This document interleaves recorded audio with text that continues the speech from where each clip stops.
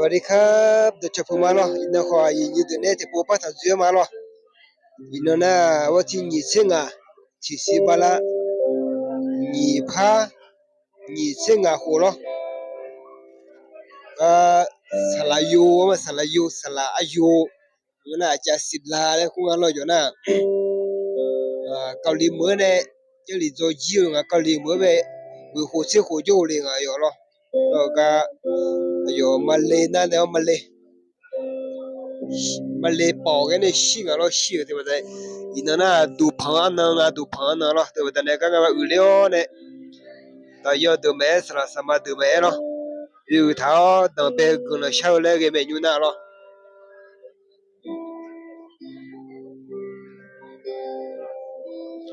还有你后面有他种啊了，还有炒豆买，还有你大豆买了。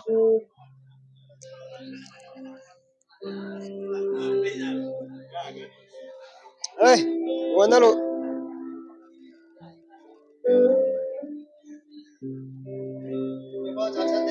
你们都想要哪些呢？还买红呀，对不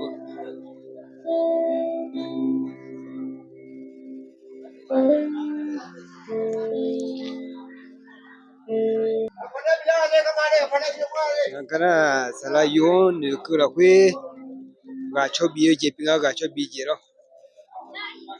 Ya yo ma jo ka limo ma. Yo ni de la yo ni de la ngasi lo.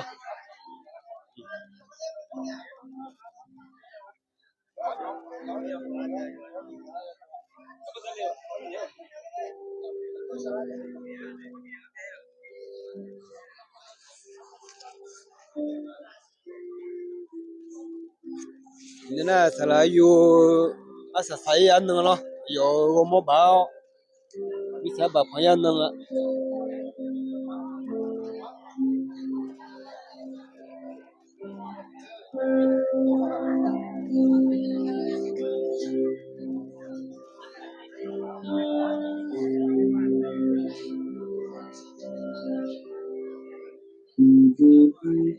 Nina yo bidang ka chejo wana yo bidang lo.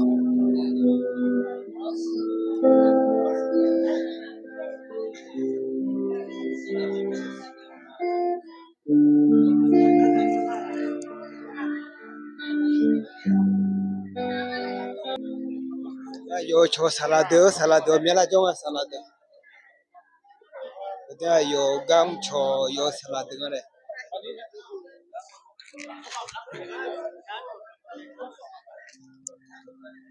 Ta từ mẹ rồi chỉ chút sang đi thiền bên trong của mẹ rồi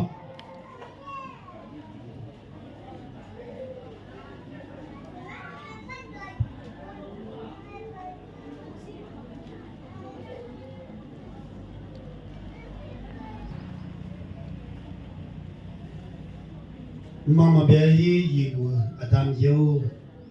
nó gửi cho chị mà nó gửi cho chó nó chỉ mà nó chỉ bề mà nó mi sắp ta thì chỉ nó ra mi này đỏ phải làm gì biểu ino mi sắp ta khai ra bề lulu yo je ngalu nó đỏ bắt ta mi biểuคนน่ะมาเสียคือจะต่อลัว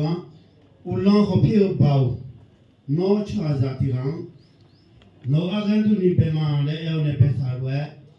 มิสาพุตาช่วยหาเดี๋ยวเราโยกอาจารย์คนจากก็ตัวเนี่ยสนองวัดชุนยาจียามมีอะไรเป็นเราอยู่จีน่ารู้ตัวพอที่เขาเพียวเบาบิเดียวเนี่ยช่วยหาบิเดียวเรากำลังจะจุมาก็เราคือเมียน้องเนี่ยเป็นจ้าน้องมีจะจุน้องก็เราคือมาแล้วบิเดียวกูก็ดูน้องเลยมันถ่ายไหมแล้วก็แบบนี้การที่สมุทรน้องมาจะเชื่อมีน้องเนี่ยเป็นทางที่ยั่วจะเชื่อไหมน้องเนี่ยเป็นทางที่ยั่วอุดทงไหมแล้วก็อีน้องอาจารย์ยอมเลยน้องอะไรเปลี่ยนรู้เหรอคะอันนี้สลายยั่วย่อน้องจะเปลี่ยนน้องก็ดูการเมื่อเราคุยน้องย่อหาดอกอาคาดอกได้มั้งอีน้องไทยดอกไหมเกาหลีดอกละพื้นดอกไหมผมยังเนี่ยย่อจบหัวเนี่ยอายุเมื่อเช้าละเพื่อนมีเยอะๆสัก10 ดอลลาร์หรืออะไรมาโอ้อาจารย์เยอะนกเราจะชิวมา哎呦，新娘说还面丢丢没？哎呦，妈的的，妈新娘个隔离新娘说还拉个头没？妈呀，搞错我面里做罗西。哎呦，那新娘哎呦错，没也刚错我面里做罗西。伊能拉个头了会伊能，哎呦，是不要不个度，没也弄来不过个，弄来连头这边那来那么许多嘛。那么个伢老孬啊，哎呦没爱上。Bito mo na si ayo badane akaya gadu kalau pina aso gadu kalau pini gadu nama ni murti tunya adam yo mo me bito ko ayo mau delan hal mine sama mi ye ala la ko aga ana no bide no ala ya mine o adam yo nama no ja chu de lu me nama no ko ma le ya de de ino sama ho che ni chu lu de mi ye no ne ma so wo de azam bi ta la ko na ma ye de ne a je ga du ja de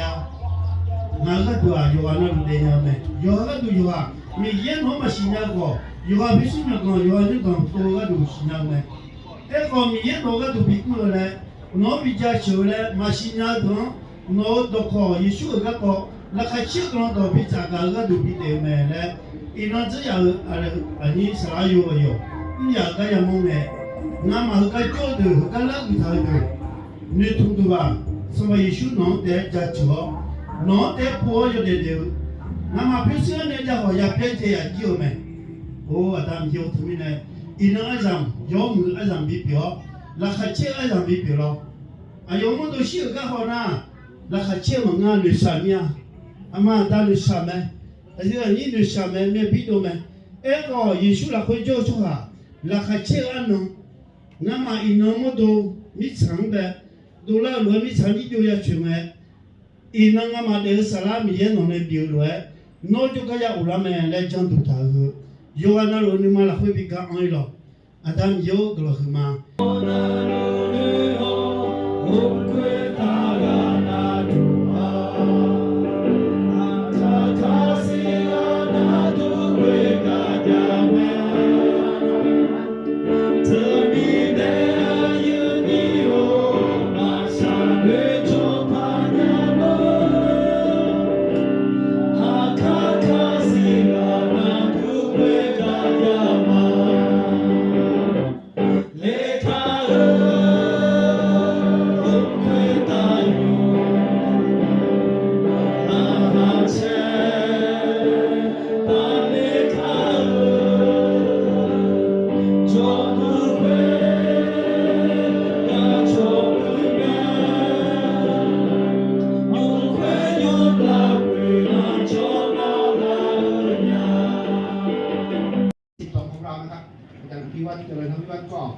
มาร่วมยืนขึ้นเลยได้ไหมครับครับขอขอบคุณท่านอาจารย์อภิวัตรด้วยนะครับที่มาร่วมงานในวันนี้นะครับท่านเป็นศิลปิบาลภาคที่12ของเราแล้วก็มีกรรมการจากภาคของเราด้วยนะครับที่มาร่วมกรรมการของภาค12ของเราขอเชิญยืนขึ้นหน่อยได้ไหมครับอาจารย์นริรัตน์ด้วยแล้วก็อาจารย์สมควรด้วยนะครับขอตบมือด้วยครับขอบคุณมากนะครับขอบคุณในนามผู้ไว้อะไรให้กับอาจารย์โยศิลานะครับเนื่องจากว่าคุณพ่อก็ได้สูญเสียลูกอันเป็นที่รักไปเมื่อปีที่แล้วนะครับห่างกันแค่7 เดือนเองนะครับอาจารย์อิสยาก็ได้จากพวกเราไปในวัย43 ปีแล้วก็ห่างกันแค่7 เดือนเองแล้วก็อาจารย์โยศิลาก็จากไปในวัย42 ปีนะครับก็ไล่เรียกกันไปก็เลยผมรู้สึกเสียใจมากแล้วก็ผู้ที่เป็นพ่อก็เสียใจอย่างมากนะครับก็เลยคือไม่รู้จะพูดยังไงก็พูดไม่ออกเลยก็เลยผมก็ได้รับหน้าที่แล้วก็มาพูดประวัติสั้นๆให้กับพี่น้องที่มาร่วมงานในวันนี้เพื่ออาจจะได้จดจำแล้วก็เป็นแบบอย่างให้กับเราในการรับใช้ในวันนี้นะครับเนื่องจากผมจะใช้เป็นภาษาไทยก่อนแล้วก็เดี๋ยวผมจะพูดเป็นภาษาอาขาล้อนิ้วที่มาอาคาตัวนั้นยุ่งจะนอนจะเดน่าอาคาไทยตัวนั้นอยู่ได้มาครับวันนี้นะครับก่อนที่ผมจะพูดถึงประวัติแล้วก็ผมจะแนะนำพี่สถูผมก็กูกับพี่ซอนะครับที่พ่อยอนในเซโลเองนี่คือคุณพ่อนะครับเป็นคุณพ่อคุณแม่นะครับของอาจารย์โยศิลาและก็อาจารย์อิสยาแล้วก็อาซังนะครับมีพี่น้อง3 คนเป็นลูกชายทั้งหมดเลยนะครับก็อยากจะปรบมือให้กำลังใจท่านด้วยนะครับที่แบบอยู่ในการเศร้าแล้วก็พวกเราก็ได้แต่หนุนใจแล้วก็อธิษฐานเผื่อนะครับแล้วก็ ประวัติโดยประมาณก็คืออย่างนี้นะครับไทโยศิลาเนี่ยเกิดอยู่ที่หมู่บ้านกิวสไตแห่งนี้นะครับแล้วก็เติบโตที่นี่แล้วก็ได้เรียนประถมนะครับอยู่ที่โรงเรียนสันติสุขแห่งนี้เองนะครับเรียนประถมที่นี่จบโอที่นี่แล้วก็ครอบครัวอาจารย์โยศิลาเนี่ยของพี่อาตูเนี่ยมีลูกด้วยกัน3 คนนะครับ3 คนก็คือลูกชายหมดเลยนะครับคนโตก็คืออาจารย์สยาที่ผมได้กล่าวไปเมื่อสักกี้นี้ครับเป็นศิษย์พิบาลคริสตจักรแห่งความรักจิตใจนี้ที่สังกัด52แล้วก็ท่านเสียชีวิตไปเมื่อปีที่แล้วนะครับแล้วก็ตอนนี้ก็อาจารย์โยศิลาก็คือเป็นลูกคนที่2นะครับแล้วก็ท่านก็ได้จากไปในวัย42 ปีที่เราไปร่วมงานในวันนี้นะครับแล้วก็ท่านก็ได้จัดไปแล้วก็คนที่3คนสุดท้ายตัวนี้เหลือคนที่3ก็คืออาสังนะครับอาสังของพ่อปู่ก็ได้อยู่กับพ่อแม่ในที่นี่แล้วก็คือถ้ามีลูกด้วยกัน3 คนแล้วก็เติบโตในที่นี่นะครับอาจารย์โยศิลานะครับแล้วก็ประวัติทางด้านการศึกษาก็คือ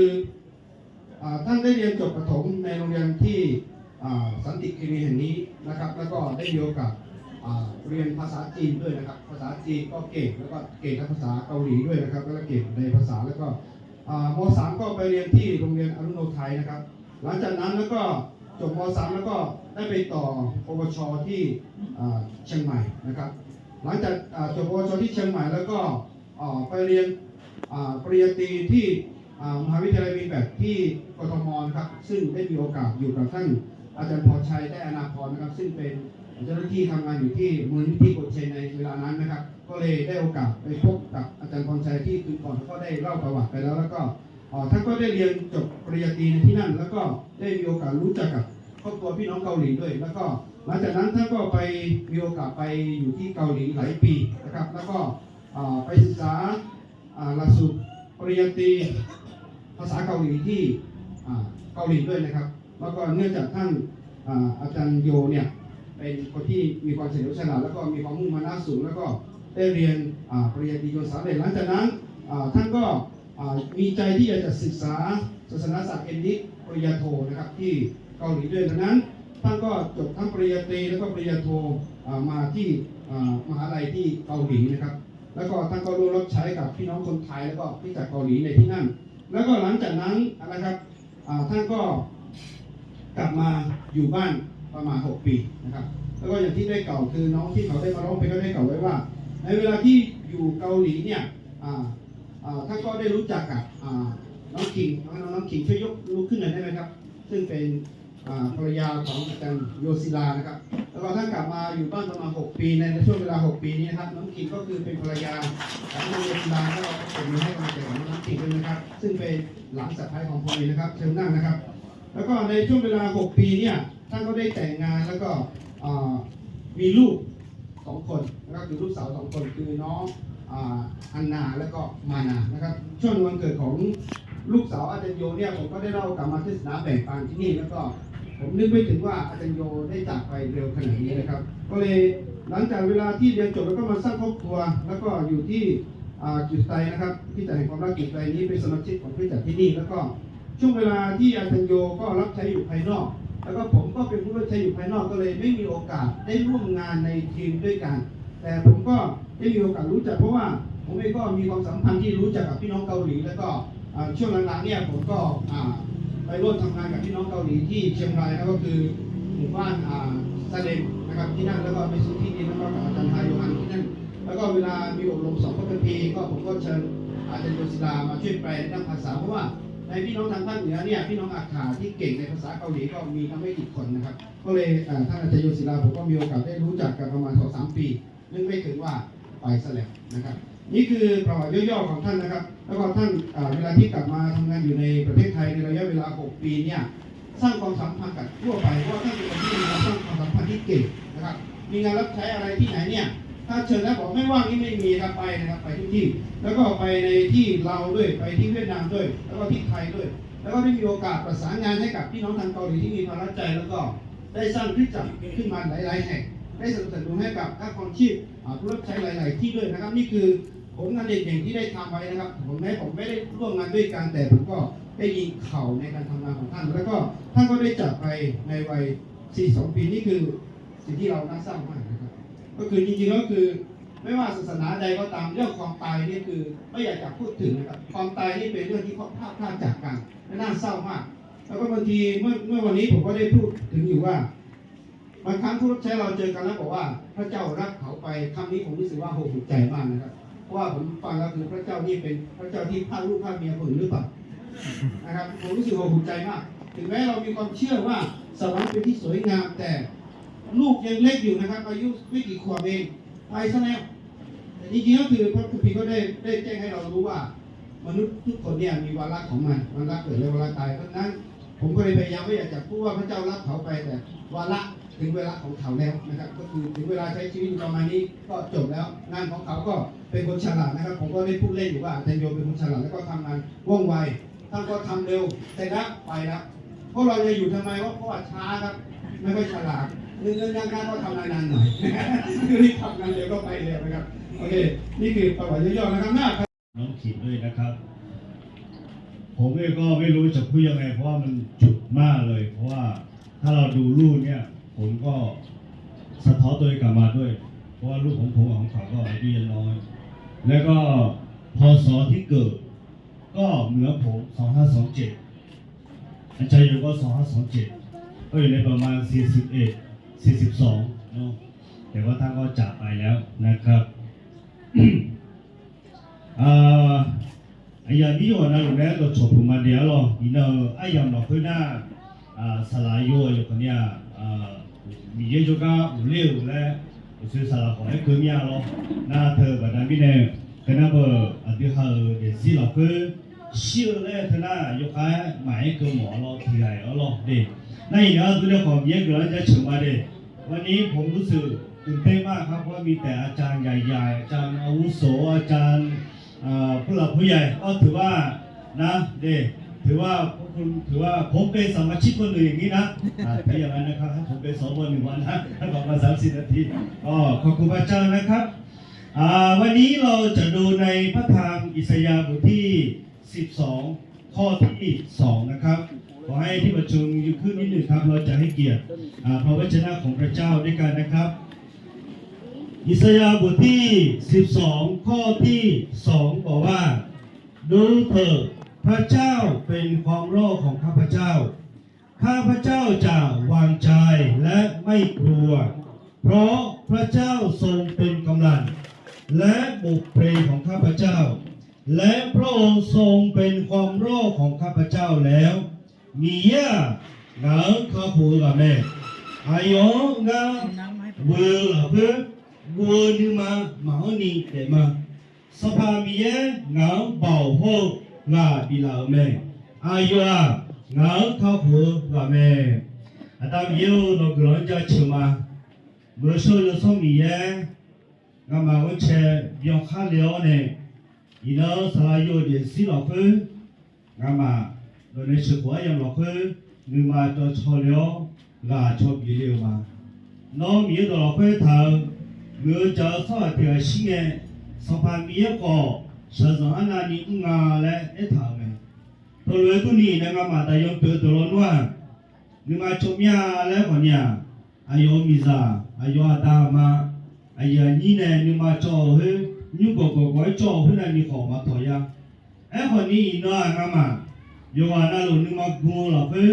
มียังยูซูโบหรอกเฮ้ยน้องกำจัดที่ว่ายูซูโยตัวสัจจะดีเสียสัจจะกันนี่จิจิกันนี่น้องกำมันเนี่ยเชื่อกันอีนั่งมาอมยาจีฮโมเนี่ยอมยาจียาตัวกูก็ดูเมื่อช่วยส่งเยจอนเนี่ยงาพิตาไหมน่าหาดูพิตาไหมโยกาน่าน้องสลักน้องเนี่ยงามาดึงเราลุยอยู่อ้อหรอกเฮ้ยน้องตัวน่าหาเนี่ยยุกตัวเนี่ยสมัยนี้มีไพ่ตัวโตลูน้องอันนี้ท่าหรอกเฮ้ย我今年是到刚东北弄把天的那些，不许可魔鬼撒旦借着梦借着人的样式和生命来迷惑后方的家人。我们那是到等用嘛贴上面，就会就那面和都会呢，我们被嘛比那去年的米也弄把天的那些。主要这个时刻，我们要奉你的命，再一次的将我们后方的弟兄姐妹每位交托给主。这不但没呢，你话样嘛，会我嘛也你都路弄了会安内嘛。求主带领我们下的时间祷告，奉耶稣的名祈求。 ngà mà mua xa lại cái ayam hơn này không phò nó cho nên xé nên bố sa này là xí lẽ xong phải số chúng mình quên này gần sao mà 阿门。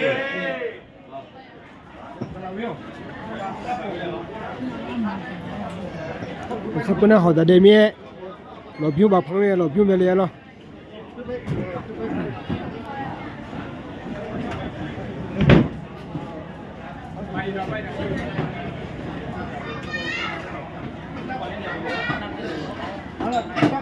น้องชายมีกีตาร์ปอง sắp bữa nào trong rồi thi tài luận nạp thang mà liền lo sụt xã về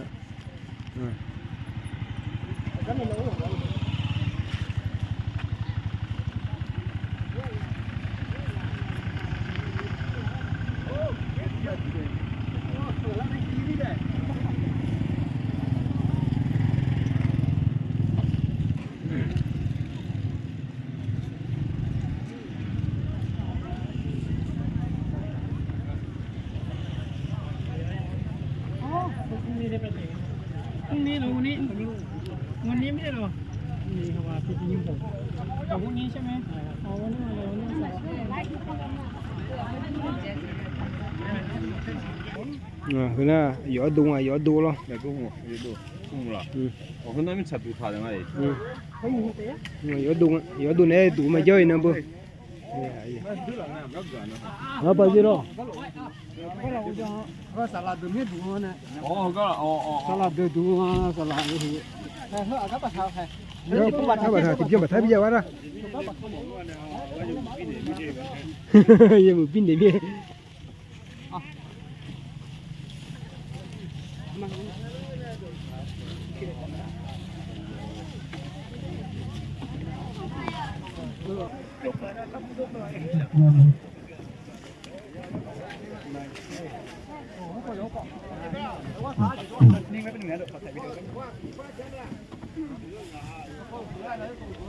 ayah ni je lah aje selalu lama dah tu ayah yang tu nak kan berapa lama proses kau tu lah tu lah ayah namanya 예수 나의 몸에 미사의 아양기네 우갸갸라오 요새하며 누냐 외모방가 고라는 정하고 너희를 내가 서면 공생하고 요르나 너면 지만 가사도 갈매추 지만 가사도 갈매추 지만 가사도 갈매추 연본지 가고 유지나 我们大家同心可以的，还有他的亲戚朋友，还有他的家人，我们同心的送这个马俊豪传道最后一程。ada mana maka lah kue ayo pelayu senji ayo ni tu ne ciko luar salah ayo modo asal saya nge kini syah kelah je kema 就好像是在倾听网上我跟大家讲一样， zelang nge he ni nong lah kue salah ayo jini kelang do me ze luar 马俊豪传道就是以利这个种子。 salah ayo na mudu si yo ti sinu pio me 他的工作在他有生之年，他服侍上帝，这粒种子就在许多的地方成为教会，还有一些机构、个人的一些祝福。 zelang nge ayo mudu si yo ti si pio ne madule pachang homia du thonyu wa du koni ayo achoga du gen la homia ni pio ya nya 我们只可以说他的工作的时间已经结束了，已经到了。 ada mange nya na ayo ga ayo ayam na hegang asa sao ne kela nga 他已经安息了，安息在主的里面。 ayo na mi ye la hui yu kha tha nga 这一粒种子，他要这个他在世的时候，他成为许多地方的祝福。 zelang ayo de luo si yo pio nge homia ga ga du gen la pio me 今天他他安息了所有他自己在地上的工作，啊，有没才当爬个有那龙啊那样拿酒没？也是他最后的一程。我们大家同心合意在这里呢，一起送他到这个墓地这边。没才当的龙啊，有么多家龙啊，牛啊，一能啊，啥啥啊，对嘛？这咕噜老呢，啊，用被送来了嘞。弟兄姐妹，这个我们的心里面啊，我们做他的亲朋好友的，我们的家人。都心里面有一个依依不舍的这种的感觉。那对嘛？哎呀，你表的超表的，可能有那路你嘛做得到，你嘛搞得到呢？我是常个这表没？在我们的人的感情以及肉体上，我们觉得是我们很这个忧愁，很伤心。说还绕西啥子破子，你都被你搞的那，你嘛做得到个个表没？但是今天我要跟大家讲了一句话，就是讲到神的应许啊。哎，可能米耶呢，对忙呗，多么时间比呢，他个个体高么年呢？神怎样应许我们呢？有2句话。米耶呢，对忙呗，多么时间长呢？他你多要呢？第一句话的应许是在约翰福音的第14章的第1节到第3节。约翰什么有有你弟呢？送了会有个不他没？这里他说：“你们心里面不要忧愁。”这了会不他那么你嘛他女着？你们信神也当信我。米耶被讲呢，俺和你讲，在我父的家里有许多住处。俺到就用就读后面你讲没？若是没有，我就早已告诉你们了。马家了喏，马家呀嘞，俺去那边呢，喏嘛呢嘛。我去远是为你们预备地方去。俺喏嘛就来回那喏嘛就读来来个读俺来嘛。我若去为你们预备了地方，喏嘛就读俺喏嘛来来嘛。就必再来接你们到我那里去。俺来等啊，但那我靠呢喏嘛小呢我小了。我在哪里，叫你们也在那里。俺个得叫那喏嘛和你有个也叫的呀。弟兄姐妹，上帝对我们每个人的应许。这把咱们呢和那米耶呢都忙呗，多么时间比呢他这表。对我们人来讲，我们有感觉，我们有这样的一个肉体，我们觉得我们对亲人的离开，我们非常的很忧伤。哎，可能啊，对嘛，实际上凭我把咱们那个高路的表让人提着，哎呀，你表的超表的，可能你嘛找你下得得吗？但是圣经应许过我们，告诉我们说，叫我们不要忧愁。哎，可能这了会啊，都忙呗个比呢，然后。多么时间比你老呢？那么他女下，他女上。我们不忧愁，代表说我们有盼望，我们有喜乐，对不对？他女下嘛，女下，但那对嘛，女同结交啦，切结交没？离开我们的这个马俊豪传道，哎呦，传道啊！对嘛呢，我一套是哪有？对于我们来讲，我们依依不舍的。因为我们的亲人离开，对嘛，你嘛了会提包，用被嘛比我一毛，对嘛，用搞不他们呢？我们会很难过，我们会忧愁。对嘛，女少呢，没比到路没？但是今天圣经告诉我们说，我们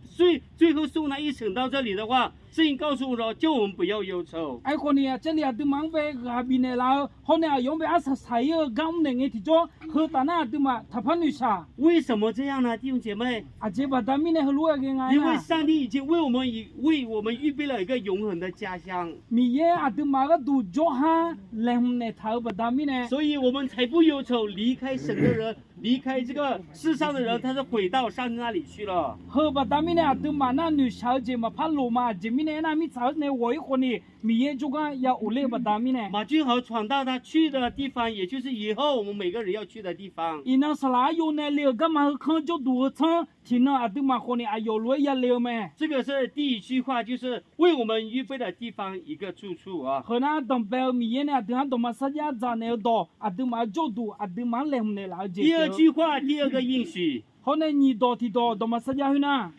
也是在约翰福音的第11章25节。约翰什么有这第有你听下了会不会他？耶稣对他说：“复活在我，生命在我，信我的人虽然死了，也必复活。”上培说的老姐，后来的是啷个就个家路嘛，头发大米呢，从那个嘛看，小伙呢，俺了会有的了的。因为圣经告诉我们，神的应许说，死了的人也必复活过来。这了会不他上培说讲做那小伙呢，听到有的了没？因为圣经讲了一句话说。圣经讲的一句话说，不是用死字的，是用睡了这个字。这了会不他那小妹来嘛，爱和你有下疼啊来牛我们相信我们的马传道，他这里是安睡了，休息了。他把他们的人啊，对嘛那后那个啥啦有很那有个别个那闹呢有下讨论度。有一天他要神要把他这个叫醒过来。今天上培米啊，用被哭拖呢。他也住在一个永恒的家乡里。mà bây giờ dùng là khuya cho đấy à 因为复活在主，然后生命也在主。chỉ mình nên để là chỉ còn mình ye là khuya giáo này để gì còn mình ye là khuya giáo bắt đầu mình 有一天我们会和他在天上与他相遇。chỉ nó từ mà有呢我会打起过来要同追了没求上帝的话能够安慰我们每位后方的人，也让我们透过神的话有这样的一个盼望喜乐。他们呢这都考我呢有生培啊，哎呀，你等ไป个表，那么了会你上午了还接着要路。สำหรับญาติพี่น้องนะครับที่ผมอธิบายไปนะครับพูดไปก็คือพระคำของพระเจ้าได้พูดถึงเกี่ยวกับอย่าให้ทั้งหลายใจของท่านทั้งหลายวิตกเลยท่านทั้งหลายเชื่อในพระเจ้าก็เชื่อในเราด้วยในบ้านของพระบิดาของเราเราได้จัดเตรียมที่อย่างมากมายถ้าไม่มีเราก็คงจะบอกให้ท่านทั้งหลายแล้วเราไปเพื่อที่จะเตรียมที่ให้กับท่านทั้งหลายเราเชื่อว่าอาจารย์ศิลาที่ได้ไปจากเรานะดังความรู้สึกและความคิดของเราความผูกพันของเราเรารู้สึกว่าเราจากเราไปเรารู้สึกว่าเสียใจนะเรารู้สึกว่าเราทำใจไม่ได้นะแต่พระคำของพระเจ้าพระสัญญาของพระเจ้าในคำได้บอกว่าพระองค์ทรงได้เตรียมที่ให้กับผู้ที่เชื่อในพระเจ้าทุกคน